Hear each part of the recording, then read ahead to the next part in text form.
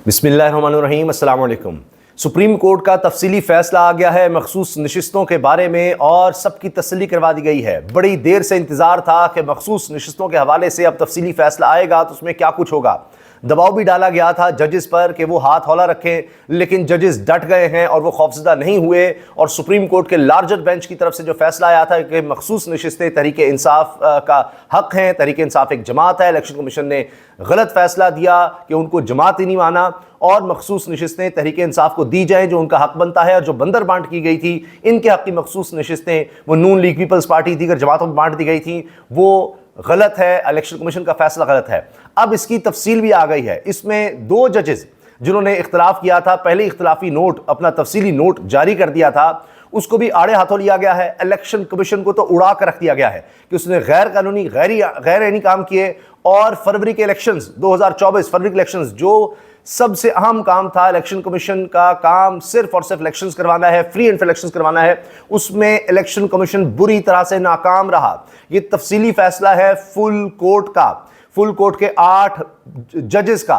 और अब हुकूमत इससे भाग नहीं सकती। यह सुप्रीम कोर्ट का फैसला है और इसकी तफसील भी अब आती चली जा रही है। और उसके बाद होश उड़ते जा रहे हैं हुकूमत के। हुकूमत अब परेशान है कि क्या करे। इस तरह की बात भी सोची जा रही है कि क्या अब इन जजेस के खिलाफ रेफरेंस लाएं, कहां जाएं, क्या करें। इलेक्शन कमीशन को वाज़ेह तौर पर कह दिया गया है कि वो साफ शफाफ इंतखाबात करवाने में नाकाम रहा, नाकाम जो उसकी बुनियादी जिम्मेदारी थी। और उसके बाद गलत पर गलत फैसले वो करता रहा। और जो सवालात पूछे जा रहे थे कि जी किस तरह ये तहरीक इंसाफ के हक में फैसला आ गया, ये हो गया, वो हो गया, उसका भी बड़ा तफसील से और तसल्ली बख्श जवाब दिया गया है। सुप्रीम कोर्ट ऑफ पाकिस्तान ने पाकिस्तान तहरीक इंसाफ के मखसूस नशिस्तों से मुतल्लिक केस का तफसीली फैसला जारी किया है। 70 सफ़ात पर मुश्तमिल ये तफसीली फैसला है। और इसमें जनाब कहा गया है कि इलेक्शन कमीशन का 1 मार्च फैसला आइन से मुतसादिम है। 70 सफ़ात पर मुश्तमिल फैसला है। फैसला जस्टिस मंसूर अली शाह ने तहरीर किया है, जो आने वाले चीफ जस्टिस हैं, जिनको रोकने की भरपूर कोशिशें हो रही हैं। सुप्रीम कोर्ट ने मखसूस नशिस्तों से मुतालिक अक्सरियती फैसला उर्दू ज़ुबान में भी जारी करने का हुक्म दे दिया। अहकामात के मुताबिक उर्दू तर्जमे को केस रिकॉर्ड का हिस्सा बनाया जाए और वेबसाइट पर भी अपलोड किया जाए। तफसीली फैसले में बताया गया है कि supreme court Peshawar high court के फैसले को कलअदम करार देती है। इलेक्शन में सबसे बड़ा स्टेक अवाम का होता है। इंतखाबी तनाज़ा बुनियादी तौर पर दीगर सिविल तनाज़ात से मुख्तलिफ होता है। ये समझने की बहुत कोशिश की कि सियासी जमातों के निज़ाम पर मबनी पार्लिमानी जमहूरियत में इतने आज़ाद उम्मीदवार कैसे कामयाब हो सकते हैं। फैसले के मुताबिक इस सवाल का कोई तसल्ली बख्श जवाब नहीं दिया गया। पीटीआई का यह दावा था कि आज़ाद उम्मीदवार भी पीटीआई के उम्मीदवार थे। पीटीआई के मुताबिक वोटर्स ने इनके पीटीआई उम्मीदवार होने की वजह से इन्हें वोट दिया। तहरीरी फैसले में बताया गया है कि इलेक्शन कमीशन के 1 मार्च के फैसले की कोई कानूनी हैसियत ही नहीं। फारिग है इलेक्शन कमीशन। इलेक्शन कमीशन का 1 मार्च का फैसला आइन से मुतसादिम है। कहा गया है फैसले में इलेक्शन कमीशन मुल्क में जमहूरी अमल का ज़ामिन और हुकूमत का चौथा सुतून है। इलेक्शन कमीशन फरवरी 2024 में अपना ये किरदार अदा करने में नाकाम रहा। इलेक्शन कमीशन सुन ले, सिकंदर सुल्तान राजा सुन लें, काजी फाइसा साहब सुन लें, ये हुकूमत सुन ले कि नाकाम रहा इलेक्शन कमीशन फरवरी 2024 में अपना किरदार अदा करने में नाकाम रहा, नाकाम रहा, नाकाम रहा। फिर जनाब तफसीली फैसले में 8 जजेस ने 2 जजेस के इख्तलाफी नोट पर तहफ़्फ़ुज़ात का इज़हार कर दिया है। जस्टिस अमीनुद्दीन खान और जस्टिस नईम अख्तर अफ़गान ने 12 जुलाई के अक्सरियती फैसले को आइन से मुतसादिम करार दिया था कि ये जी आइन के मुताबिक ही नहीं है और कोई इदारा इसको मानने का पाबंदी नहीं है कि आप आइन ही तोड़ दें, आप सुप्रीम कोर्ट के फैसले ही ना माने। यानी तबाही नारकी है। आपको हक है कि आप सुप्रीम कोर्ट के फैसले पर तनकीद कर सकते हैं, लेकिन यह किसी के पास इख्तियार नहीं है कि वो सुप्रीम कोर्ट के फैसले पर अमल ना करे, क्योंकि इस तरह फिर निज़ाम नहीं चल सकता। कल को कोई भी उठेगा, कहेगा हाँ सुप्रीम कोर्ट का फैसला है, मैं कहता हूँ ये गैर आईनी है, मैं नहीं मानता। चलो कोई भी उठे, पुलिस को भी इख्तियार दे दें, इलेक्शन कमीशन को भी दे दें, हुकूमत को भी दे दें, FIA को भी दे दें, सारे इदारों को दे दें, हर शख्स को दे दें फिर ये इख्तियार कि सुप्रीम कोर्ट तो बराए नाम है। फिर इस मुल्क में ना कोई आइन है, ना कानून है, ना कोई सेपरेशन ऑफ पावर है, ना कोई इदारे हैं कि जिसका जो मर्जी आए वो करेगा। तो पहले ही जो ताकतवर हैं अपनी मर्जी कर रहे हैं, तो सुप्रीम कोर्ट या अदालत तो होती इसलिए कि बैलेंस क्रिएट किया जाए। तो लिहाजा अब अगर सुप्रीम कोर्ट का फैसला आपने नहीं मानना तो फिर तालिबानाइजेशन ही है, फिर तो जनाब मर्जी, जिसकी जो मर्जी वो करता चला जाए।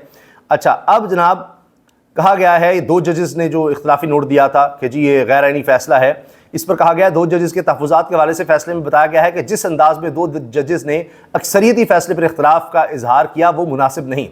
फैसले के मुताबिक ऐसा लगता है कि 2 जजेस अपनी हुदूद से तजावुज़ कर गए। इन्होंने 80 रिटर्न उम्मीदवारों को इंतबाह दिया और इलेक्शन कमीशन को अक्सरियती हुक्म की तामील ना करने का हुक्म दिया, जो कि इस अदालत के 13 रुकनी फुल कोर्ट बेंच का फैसला था। फुल कोर्ट का फैसला था और 2 जजेस कह रहे हैं फैसला ना माने। फुल कोर्ट का जो मेजॉरिटी होती है उसी का फैसला ही फैसला होता है, ये पूरी दुनिया में है। जानबूझकर ये कहा जाता है कि जी ये तो 8 जजेस का, 8 जजेस नहीं है, फुल कोर्ट का फैसला है और सुप्रीम कोर्ट की फुल कोर्ट, सारी सुप्रीम कोर्ट का ये फैसला है। तो फिर जनाब अब ये 13 रुकनी फुल कोर्ट का फैसला था। ऐसे मुशाहिदात इंसाफ के आला तरीन दायरे की सालमियत को नुकसान पहुंचाते हैं। ऐसा लगता है कि अमल अदालती कार्रवाई में रुकावट डालने की कोशिश है। 70 सफ़ात के तफसीली फैसले में 8 जजेस ने सुप्रीम कोर्ट के 2 जजों की अपने 12 जुलाई के फैसले को गैर आईनी करार देने के रिमार्क्स को सख्त तनकीद का निशाना भी बनाया और कहा कि जस्टिस अमीनुद्दीन और जस्टिस नईम अख्तर अफगान का अमल सुप्रीम कोर्ट के जजेस के मनसब के मुनाफी है। सुप्रीम कोर्ट ने सुन्नी इत्तेहाद कौंसिल की मखसूस नशिस्तों के केस में पेशावर हाई कोर्ट और इलेक्शन कमीशन का फैसला कलदम करार देते हुए पाकिस्तान तहरीक इंसाफ को मखसूस नशिस्तों का हकदार करार दिया था। 9 जुलाई को सुप्रीम कोर्ट ने सुन्नी इत्तेहाद कौंसिल की मखसूस नशिस्तों से मुतल्लिक केस पर फैसला महफूज किया था और उसके बाद ये जब पहले मुख्तसर फैसला आया था और उसके बाद फिर अब ये तफसीली फैसला आ गया है जिसका बड़ा इंतज़ार था और बड़े बड़े प्लान बनाए गए थे, वो अब इसके बाद फारिग हो गए हैं। अच्छा, इसके साथ साथ तफसीली फैसले में तहरीक इंसाफ की इंतखाबी निशानी बल्ला छीनने को इंतखाबी अमल में खराबी की जड़ करार दिया गया। यानी काजी फाइज ईसा का फैसला जो था वो सारी जड़ था तबाही की, बर्बादी की, खराबी की, जो इस मुल्क के पार्लियामानी निज़ाम में की गई, जो इस मुल्क के आइन के साथ किया गया, जो इस मुल्क में जमहूरियत के साथ किया गया, जो इस मुल्क में ये जो निज़ाम है वोट का उसके साथ किया गया। तो कोशिश थी कि इसको तनकीद का निशान बनाया जाए, उस पर भी तफसीली फैसले में बात की गई है। सुप्रीम कोर्ट ने मखसूस नशिस्तों के तफसीली फैसले में हुकूमत को एक बार फिर झटका दे दिया है और इलेक्शन कमीशन और रिटर्निंग अफसरान का पीटीआई उम्मीदवारों को आज़ाद करार देना गैर कानूनी और गैर आइनी है, ये तफसीली फैसले में कहा गया है। जो सियासी जमात एक मरतबा रजिस्टर हो जाए, ये बहुत बड़ी बात है, सुप्रीम कोर्ट के तफसीली फैसले में आ गया है, जो सियासी जमात एक मरतबा रजिस्टर हो जाए उससे डी लिस्ट करने का इलेक्शन कमीशन को इख्तियार ही नहीं है। फिर उसको इलेक्शन कमीशन डिलीट नहीं कर सकता जब एक दफ़ा रजिस्टर हो गई। इलेक्शन कमीशन कोई यहाँ पर फ़िरौन बन के बैठे कि जो मर्जी वो करता रहे, जिस मर्जी पार्टी को माने जिसको ना माने। अब आप देखिए कि पहले बार बार ये कहते हैं तहरीक इंसाफ के लिए, इलेक्शन कमीशन अब भी नहीं मान रहा उनके इंटर पार्टी इलेक्शन। तो कोई जी ये तो बिला मुकाबला कैसे हो गए? काजी फाइज साहब ने भी सवाल उठाया था, बिला मुकाबला कैसे हो गए? अब अभी अताउर रहमान साहब, मौलाना अताउर रहमान जो मौलाना फजल रहमान साहब के भाई हैं, वो अमीर बने हैं बिला मुकाबला खैबर पख्तूनख्वा JUI के। तो ज़रा इसको भी फिर देख लें ये कैसे बन गए हैं। आए ना ज़रा बिस्मिल्लाह करें, ज़रा चीफ इलेक्शन कमिश्नर भी और काजी फैसल साहब भी इस तरफ भी आएँ, ज़रा उस चीज़ को भी फिर देख लें। इसी तरह अभी नून लीग की तरफ से सारे लोग बिला मुकाबला होते चले गए, बिला मुकाबला होते चले गए। उनके इलेक्शंस पर कोई इतराज़ात नहीं आएंगे और ना आज से पहले आए, उन्होंने भी इलेक्शंस नहीं करवाए थे और उनको कुछ नहीं इस तरह कहा गया। तो ये 2 नंबरियाँ सबको नज़र आ रही हैं कि जो असल में मकसद था वो किस तरह से पूरा करना था। लाख कोशिशों के बावजूद 8 जजेस को नहीं तोड़ा जा सका, उनको नहीं झुकाया जा सका और उनको नहीं डराया जा सका। ये बहुत बड़ी बात है कि ये पाकिस्तान में आइन के लिए और सुप्रीम कोर्ट की आज़ादी के लिए ये जजेस डट गए हैं। बहुत बड़ी बात है, ये आसान काम नहीं है। पता नहीं किस किस तरह के इनके ऊपर प्रेशर्स होंगे, क्या क्या इनके साथ किया जा रहा होगा, कितना कुछ किया गया और क्या कुछ अभी किया जाना है। पीटीआई और उसके उम्मीदवार ने इनकी वजह से भारी नुकसान उठाया कि जिस तरह से इलेक्शन कमीशन ने जो कुछ किया। हम 8 जजेस, रिटर्निंग अफसरान और इलेक्शन कमीशन के गैर इक़दाम पर एक दूसरे से मुत्तफिक थे। पीटीआई और इसके उम्मीदवारान ने इनकी वजह से भारी नुकसान उठाया, ख़ास तौर पर पीटीआई को मखसूस नशिस्तों पर नुकसान पहुँचा। ये सब बातें की गई हैं और जनाब इलेक्शन कमीशन इंतखाबी उज़रदारियों के हवाले से बहुत से फैसले करता है, इसलिए वो एक नीम अदालती फोरम है। अगर किसी अदालत से इसका फैसला मुस्तरद होता है तो वो बतौर मुतासरा फरीक अपील दायर नहीं कर सकता। लेकिन इस मामले में हमने देखा कि इलेक्शन कमीशन ने बतौर मुतासरा फरीक अदालत के सामने अपना मुकदमा रखा। ये ऐसी है जिस तरह हाई कोर्ट कोई फैसला दे और उसके बाद हाई कोर्ट खुद पार्टी बन जाए आगे आके सुप्रीम कोर्ट में, या सेशन कोर्ट कोई फैसला दे या सिविल कोर्ट कोई फैसला दे, उसके खिलाफ अपील आती है उसके फैसले के खिलाफ। तो इलेक्शन कमीशन एक नीम अदालती फोरम है। वो खुद से किस तरह आ गया कि उसके फैसले के खिलाफ आगे अगर सुप्रीम कोर्ट आ गया, वो खुद भी आ गया, वो पार्टी बना हुआ है, उसको कहां से आ गया कि वो आए? कभी अदालत भी जाकर कहती है जी मेरे फैसले के खिलाफ ये इन्होंने आगे अपील में आए हैं तो मैं भी आ रहा हूं। कभी आपने सुना आज तक दुनिया में कहीं होता है कि सिविल जज, सेशन जज उठकर हाई कोर्ट आए, हाई कोर्ट उठ के सुप्रीम कोर्ट आए, जज के जी देखिए मेरे फैसले के खिलाफ आए हैं, मैं पार्टी बन रहा हूं, इसमें मेरी भी बात सुने कि मैंने ये फैसला क्यों दिया, कैसे दिया। अंदाजा लगाइए आप। ये जानिबदारी है इलेक्शन कमीशन की। यहां से ये बात आ रही है कि कहा जा रहा है कि इलेक्शन कमीशन से इस्तीफा देने का तमाम के तमाम मुस्ताफी हों।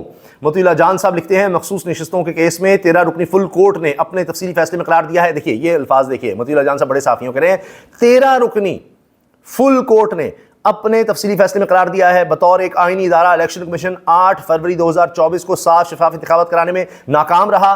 चीफ इलेक्शन कमिश्नर और इनके साथी अराकीन को अब अपने ओहदों से फौरी तौर पर मुस्ताफी हो जाना चाहिए आला तरीन अदालत के इस फैसले के बाद। अब यह बात हो रही है कि सब इस्तीफा दें, सब घर जाएं। ये 70 सफ़ात के तफसीली फैसले में 8 जजेस ने सुप्रीम कोर्ट के 2 जजों को अपने 12 जुलाई के फैसले को गैर आईनी करार देने के रिमार्क्स को सख्त तनकीद का निशाना बनाया है और कहा है जस्टिस अमीनुद्दीन और जस्टिस नईम अख्तर अफगान का अमल सुप्रीम कोर्ट के जजेस के मनसब के मुनाफी है। तो कोई लगी लिपटी नहीं है, सारे तफसीली फैसले में जनाब ये हर चीज़ खोल कर रख दी गई है। और अब आप देखिएगा इस तफसीली फैसले पर अब बात होती रहेगी क्योंकि इंतहाई जामी और मुफस्सिल फैसला, तमाम तिश्ना पहलुओं का मुदल्लिल जवाब मिला है, कोई कसर बाकी नहीं छोड़ी गई। बाकी अब आएँ बाएँ शाएँ और तसादुम ही है, वरना दस्तूर की मंशा यही है कि फ़ौरन अक्सरियती फैसले पर अमल दरामद को यकीनी बनाया जाए। अजमल जामी कह रहे हैं तफसीली फैसले में इक़्तिबास दौरान समाअत सुन्नी इत्तेहाद कौंसिल के वकील की जानिब से जब वाज़े करने की कोशिश की कि किन हालात में PTI के उम्मीदवारों ने सुन्नी इत्तेहाद कौंसिल में शमूलियत इख्तियार की, तो बेंच के कुछ फासिल मेंबरान ने वकील को रोकते हुए कहा कि वो सुन्नी इत्तेहाद कौंसिल का केस पेश करें, ना कि PTI का। ये जनाब अब काजी फाइसा साहब के बारे में भी ये चार्जशीट है, ये तफसीली फैसला, और इलेक्शन कमीशन के बारे में तो है ही। इसीलिए अब कहा जा रहा है कि सारे मुस्ताफ़ी हों, सब इस्तीफ़ा दें। ये जो इन्होंने इस मुल्क के साथ कर दिया है, पाकिस्तान की तारीख में, पाकिस्तान की पार्लियामानी तारीख में, इलेक्शन की तारीख में इतनी बदयांती कभी नहीं की गई, इतना बड़ा जुर्म कभी नहीं किया गया जो अब किया गया है। और ये तफसीली फैसले से जाहिर भी हो रहा है। अल्लाह हाफिज़।